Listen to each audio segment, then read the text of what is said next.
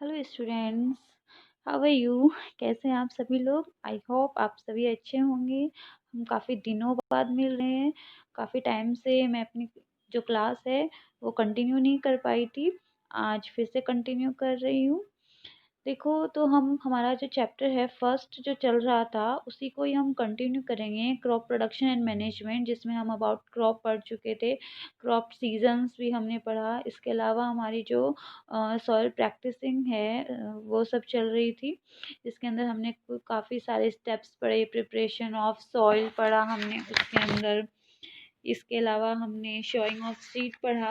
तो उसी को कंटिन्यू करते हुए आज का हमारा जो टॉपिक होगा वो होगा applications of manure and fertiliser, यानी कि जो भी हमारी क्रॉप की जो प्रैक्टिसेस होते हैं उसमें ये थर्ड टॉपिक है, application of manure and fertiliser. देखिए मैन्योर एंड फर्टिलाइजर्स क्या होते हैं, अगर हम इनकी बात करें तो जैसे कि हम लोग हैं, हमें अपनी ग्रोथ और डेवलपमेंट के लिए न्यूट्रिशन की रिक्वायरमेंट होती है। वैसे ही जो भी हमारे क्रॉप प्लांट होते हैं उनको अपने डेवलपमेंट के लिए, ग्रोथ के लिए न्यूट्रिशन की रिक्वायरमेंट होती है। तो वैसे तो नॉर्मली जो क्रॉप प्लांट हैं, न्यूट्रिशंस हैं, वो सॉइल से ऑब्टेन करते हैं। लेकिन कभी कभी क्या होता है, अगर हम देखें कि किसी फील्ड पर हम कंटिन्यू क्रॉपिंग कर रहे हैं तो एक टाइम बाद में उस सॉइल के अंदर जो भी न्यूट्रिशंस है वो ख़त्म हो जाएंगे। तो फिर क्रॉप प्लांट कहाँ से न्यूट्रिशन गेन करे, तो उसके लिए हम क्या करते हैं, सॉइल के अंदर कुछ एक्स्ट्रा अलग से न्यूट्रिशन रिच सब्सटेंस है वो मिक्स करते हैं। उन्हीं को ही अपन बोलते हैं मैन्योर एंड फर्टिलाइजर्स। देखिए थोड़ा सा पहले अपन इसमें पढ़ लेते हैं कि crop plants obtain their requirements of minerals nutrients from soil.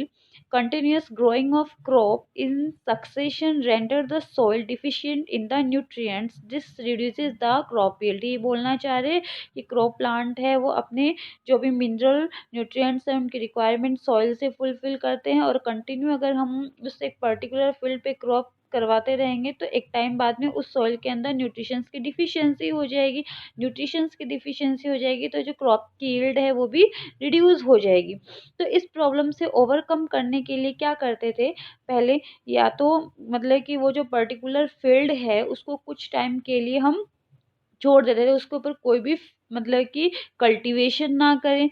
ऐसा करने से क्या होगा कि जो सॉइल के अंदर जो सॉइल को फिल्ड है उसके सॉइल को हमने अनकल्टिवेटेड रखा है, यानी कि उसके ऊपर कोई भी क्रॉप प्रोडक्शन हमने नहीं किया है। तो क्या होगा कि नेचुरली ही उस सॉइल के अंदर वापस क्या आ जाएंगे, न्यूट्रिएंट्स आ जाएंगे। इसके अलावा इसमें कुछ मतलब कि माइक्रो ऑर्गेनिज्म हैं जो उस फील्ड के अंदर जो भी प्लांट है, एनिमल है, ऑर्गेनिक मैटर है, उनको डिकम्पोज कर देते हैं। ठीक है, जिसकी वजह से क्या होता है, सॉइल के अंदर जो न्यूट्रिएंट्स है वो वापस आ जाते हैं। लेकिन ऐसा हम नहीं कर सकते। क्यों नहीं कर सकते, इसके पीछे इकोनॉमिक रीज़न है। भाई आप खुद ही सोचिए कि हमने एक साल 2 साल तक हमने मतलब कि खेत है उसके अंदर फसल लगाई, फिर हम 3 4 साल तक उसमें फसल नहीं लगाए। तो ऐसा हम नहीं कर सकते, इससे हमें इकोनॉमिकली प्रॉब्लम हो सकती हैं। तो फिर ऐसा क्या करें, तो इस प्रॉब्लम को से ओवरकम करने का हमारे पास एक दूसरा तरीका भी है, वो होता है मिक्स्ड क्रॉपिंग। मिक्स्ड क्रॉपिंग की अगर हम बात करें तो देखिए मिक्स्ड क्रॉपिंग क्या होता है, जब हम मतलब कि टू टाइप्स की जो क्रॉप हैं उनकी एक साथ एक ही फील्ड के अंदर क्रॉपिंग करवाते हैं। ठीक है, तो उसको अपन बोलते हैं मिक्स क्रॉपिंग। जैसे देखिए अगर हम बात करें मिक्स क्रॉपिंग में सबसे बढ़िया एग्जांपल है जैसे कि cereals of crop such as wheat grown along with a leguminous crop such as pulse। हम देखते हैं हमारे यहाँ कि वीट जो होता है, वीट के साथ ऑलमोस्ट जो पल्स है, ग्राम है, उसकी क्या की जाती है, क्रॉपिंग करवाई जाती है। अब देखिए इससे क्या फ़ायदा, ग्राम जो है वो एक लेग्यूमिनेसी प्लांट है। लेग्यूमिनेसी क्या होता है, लेग्यूमिनेसी प्लांट्स जो होते हैं उनकी रूट्स के अंदर एक राइजोबियम बैक्टीरिया प्रेजेंट होता है। वो राइजोबियम बैक्टीरिया क्या करता है कि जो भी एटमॉस्फेरिक नाइट्रोजन है उसको नाइट्रेट में कन्वर्ट कर देता है, और वो जो नाइट्रेट है वो हमारे प्लांट है सॉइल से ऑब्जर्व करते हैं। अब वो एक टाइप का क्या होगा, न्यूट्रिएंट्स हो गया। तो इस टाइप से क्या किया, इस टाइप से जो मिक्स्ड क्रॉपिंग है वो हमारे क्रॉप प्रोडक्शन में न्यूट्रिशंस जो होते हैं, सॉइल को न्यूट्रिशन रिच करने में क्या करते हैं, हेल्प करते हैं।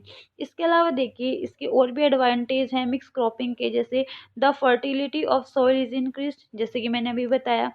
सेकंड है ultimately yield of crop is improved. क्या होता है, देखो इस टाइप से करी जाती है मिक्स क्रॉपिंग। मान लीजिए ये हमारा कोई एक फील्ड है, इसमें डिसाइड कर लिया जाता है, ऐसे अपन इसको पोर्शन कर लेते हैं। इस पोर्शन में हमने फॉर एग्जाम्पल वीट है, वीट की क्रॉपिंग करवा दी, यहाँ पर हमने पल्स कर लिया। तो जब नेक्स्ट सीजन होएगा तो यहाँ पर अपन जो भी नेक्स्ट आएगा तो इनको क्या कर देंगे, एक दूसरे से इंटरचेंज कर देंगे, क्योंकि जहाँ पर हमने पल्स लगाई है उस सॉइल को जो भी राइजोबियम बैक्टीरिया उन्होंने क्या कर दिया, न्यूट्रिएंट रिच कर दिया। अब नेक्स्ट टाइम हम यहाँ पर लगा देंगे तो ये तो ऑलरेडी मतलब कि इस सॉइल की तो फर्टिलिटी इंक्रीज है ही। तो नेक्स्ट टाइम हम वीट की क्रॉपिंग यहाँ करवा देंगे, पल्सेस की यहाँ पे करवा देंगे, तो ये सॉइल की भी क्या हो जाएगी। तो इस टाइप से क्या होता है, ये वाला जो सिस्टम है ये चलता रहता है कि अल्टरनेट सीक्वेंस में हम क्रॉपिंग करवा देते हैं फील्ड की। थर्ड देखिए इसमें क्या दिया है, the substance which are added to soil in the form of nutrient for the healthy growth of plant are called manure and fertilizer। ये तो हम पहले ही बात कर चुके हैं कि जो भी हमारे मतलब कि क्रॉप प्लांट्स होते हैं उनके ग्रोथ डेवलपमेंट के लिए जो भी सब्सटेंस सॉइल के अंदर ऐड किए जाते हैं उनको अपन मैन्योर फर्टिलाइजर बोलते हैं। तो अब इसमें देखिए the process of adding manure and fertiliser to the soil is called manuring. अगर अपन एंशियंट टाइम की बात करें तो एंशियंट टाइम में जो मैन्योरिंग है उसमें क्या यूज़ किया जाता था, मैन्योर वेस्ट प्रोडक्ट्स ऑफ, यानी कि जो भी हमारे एनिमल हैं, प्लांट हैं, इसके अलावा जो भी नेचुरल मटेरियल हैं उन सबको अपन किसकी फॉर्म में यूज़ में लेते हैं, मैन्योर की फॉर्म में यूज़ में लेते हैं। अब देखो अगर अपन जैसे हम सभी के ऑलमोस्ट खेत होते तो ये चीज़ हम देखते भी हैं कि हमारे जो पेरेंट्स हैं वो क्या करते हैं, खेत के अंदर जो भी वेस्ट मटेरियल होता है उसको एक जगह कलेक्ट कर लेते हैं, या फिर हमारे जो एनिमल्स होते हैं उनके जो भी डंग है ना, जो भी हमारा इजीली डिकम्पोजेबल मटेरियल उसको एक जगह इकट्ठा करके रखा जाता है, कलेक्ट करके हम रखते हैं। फिर उसको काफ़ी टाइम तक ऑलमोस्ट 5 to 6 मंथ उसको एक जगह कलेक्ट कर रखते हैं, फिर वो एकदम से black black brown brown colour की मिट्टी में कन्वर्ट हो जाता है। फिर हम देखते हैं कि जब भी कोई क्रॉप स्टार्ट मतलब कि कोई भी एक न्यू क्रॉप अगर स्टार्ट कर रहे हैं, न्यू सीजन स्टार्ट हो रहा है तो उसकी स्टार्टिंग में उसको खेत में डाल दिया जाता है, तो वो ही क्या होता है, मैन्योरिंग होता है। अब देखिए इसमें नेक्स्ट क्या दिया है कि manure are of 3 kind, farmer manure, compost and green manure. इसमें टाइप दिए हमें मैन्योर के 3 काइंड्स होते हैं, यानी कि फार्म यार्ड मैन्योर, कंपोस्ट और ग्रीन मैन्योर। अब देखिए फार्म यार्ड मैन्योर क्या होती है, इसके अंदर cattle dung, urine, remnants of straw, farm yard waste, all these are mixed and allowed to dry in the sun. Subsequently, it is used as manure. Compost is a compost is a manure obtained by the decomposition of dead plant and animal waste. The process of producing compost is called composting. Composting क्या होता है कि यही सारा जो मतलब कि काऊ जो भी हमारे एनिमल और प्लांट के रेजिड्यू हैं उनको अगर अपन क्या करें, किसी पिट के अंदर, किसी किसी गड्ढे के अंदर कलेक्ट करें तो उसी को अपन कंपोस्टिंग नाम दे देते हैं। Green manure consists of green plants which are plucked along the soil. Generally, quick growing leguminaceous plants are used as green manure। ठीक है, इसमें बोला है कि जैसे कि अगर हमारी जो मेन क्रॉप है उसमें अपन ये लिखा है इसमें प्लफिंग करवाते हैं ग्रीन प्लांट्स की, लाइक लेग्यूमिनेसी प्लांट्स है तो वो एक टाइप की क्या हो गई, ग्रीन मैन्योर हो गई। इसके अलावा देखिए मैन्योर के अलावा जो दूसरे सब्सटेंस हैं यूज़ में लिए जाते हैं सॉइल को न्यूट्रिएंट रिच बनाने के लिए, तो वो होते हैं हमारे फर्टिलाइज़र। अगर अपन मैन्योर की बात करें तो मैन्योर जो है वो सेफ होता है, उसके अंदर ओनली ऑर्गेनिक मटेरियल होता है, वो किसी भी टाइप से हमारे जो भी क्रॉप है, सॉइल है, उसके लिए हार्मफुल नहीं होता है। लेकिन अगर अपन फर्टिलाइज़र की बात करें तो फर्टिलाइज़र्स जो हैं वो केमिकल्स से बनाए जाते हैं, लेबोरेटरी में बनाए जाते हैं। मैन्योर हैं वो फार्मर्स जो अपने फील्ड में खुद भी बना सकते हैं, ठीक है। उसमें मैन्योर में किसी भी टाइप का कोई केमिकल यूज़ नहीं होता है, फर्टिलाइज़र्स केमिकल्स में बनते हैं। तो अगर हम फर्टिलाइज़र्स का ज़्यादा यूज़ में लेते हैं तो एक टाइम बाद में वो हमारी सॉइल को पॉल्यूट करने लग जाते हैं, ठीक है। अब इसमें देखिए, अगर अपन बात करें तो जो हमारे फर्टिलाइज़र से यूज़ में लिए जाते हैं एनपीके, सीएएन, है ना?